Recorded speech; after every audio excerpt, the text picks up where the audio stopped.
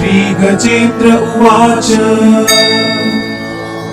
ॐ नमो भगवते तस्मै यत एतच्चिदात्मकम् पुरुषायादिबीजाय परेशायाभिधीमहि यस्मिन्निदं यतश्चेदं येनेदं यइदं स्वयम् योऽस्मात् परस्माच्च परस्तं प्रपद्ये स्वयंभुवम् यस्वात्मनीदं निजमाययार्पितम् क्वचिद् विभातं क्वचिदतिरोहितम् अविद्धदृक्साक्ष्युहयं तरीक्षते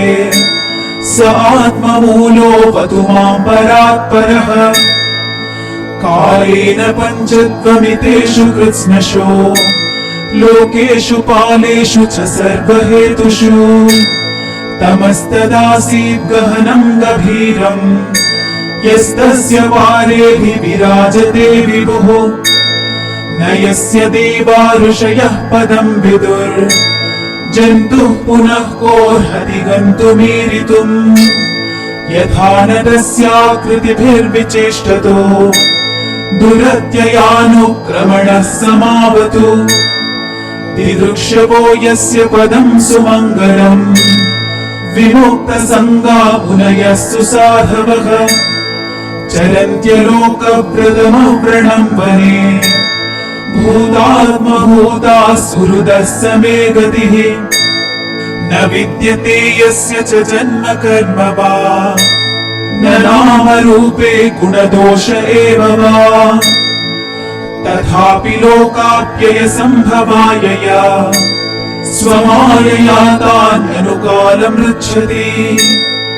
तस्मै नमः परेशाय ब्रह्मणेऽनन्तशक्तये अरूपायोरुरूपाय नम आश्चर्यकर्मणे नम आत्मप्रदीपाय साक्षिणे परमात्मने नमो गिरां विधूराय मनसश्चेतसामपि सत्त्वेन प्रतिलभ्याय नैष्कर्म्येन विपश्चिता नमः कैवल्यनाथाय निर्वाणसुखसंविदे नमः शान्ताय घोराय मूढाय गुणधर्मिणे निर्विशेषाय साम्याय नमो ज्ञानघनाय च क्षेत्रज्ञाय नमस्तुभ्यं सर्वाध्यक्षाय साक्षिणे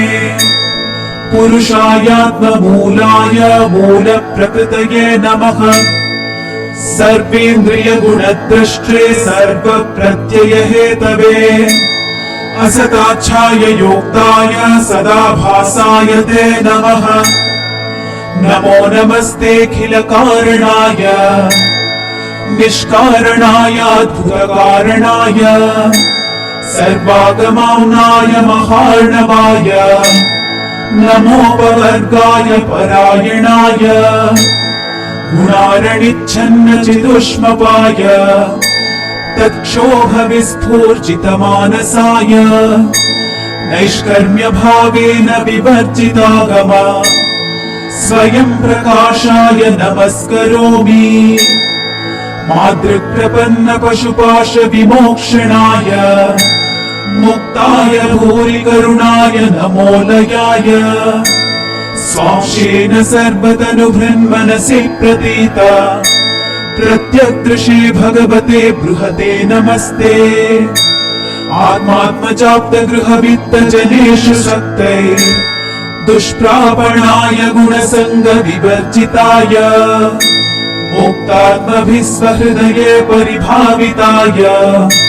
ज्ञानात्मने भगवते नम ईश्वराय यं धर्मकामार्थविमुक्तिकामा भजन्त यष्टां गतिमाप्नुवन्ति किं चाशिशोरात्यपि देहमव्ययम् करोतु मे दभ्रतयो विमोक्षणम् एकान्तिनो यस्य न कञ्चनार्थम् वाञ्छन्ति ये वै भगवत्प्रपन्नाः अत्यद्भुतं तच्चरितं सुमङ्गलम् गायन्त आनन्दसमुद्रमग्नाः तमक्षरं ब्रह्म परं परेशम् अव्यक्तमाध्यात्मिकयोगगम्यम् अतीन्द्रियम् सूक्ष्ममिवातिदूरम् अनन्तमाद्यम् परिपूर्णमीडे यस्य ब्रह्मादयो देवा वेदा लोकाश्चराचराः नामरूपविभेदेन फल्ग्या च कलया कृताः यथार्चिषोऽग्ने सवितुर्गभस्तयो निर्यान्ति संयान्ति असकृत्स्वरोचिषः तथा यतोऽयम् गुणसम्प्रवाहो बुद्धिर्मनः खानि शरीरसर्गाः स वै न देवासुरमर्त्यतिर्यन् न स्त्री न षण्ढो न पुमान् न जन्तुः नायम् गुणः कर्म न सन्न चासन्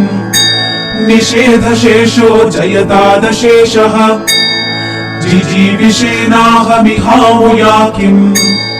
अन्तर्बहिश्चावृतये भयोन्या इच्छामि कालेन न यस्य विप्लव तस्यात्मलोकावरणस्य मोक्षम् सोऽहम् विश्वसृजम् विश्वम् अविश्वम् विश्ववेदसम् विश्वात्मानमजम् ब्रह्म प्रणतोऽस्मि परम् पदम् योगरन्धितकर्माणो हृदि योगविभाविते योगिनोऽयम् प्रपश्यन्ति योगेशम् तम् नतोऽस्म्यहम् नमो नमस्तुभ्यमसह्य वेग शक्तित्रयायाखिलधीगुणाय प्रपन्नपालाय दुरन्तशक्तये कदिन्द्रियाणामनवाप्यवर्त्मने नायम् वेद स्वमात्मानम् यच्चत्याहम् धिया हतम् तम् दुरत्ययमाहात्म्यम् भगवन्तमिदोऽस्म्यहम् हरे कृष्णा कृष्ण कृष्ण हरे हरे हरे राम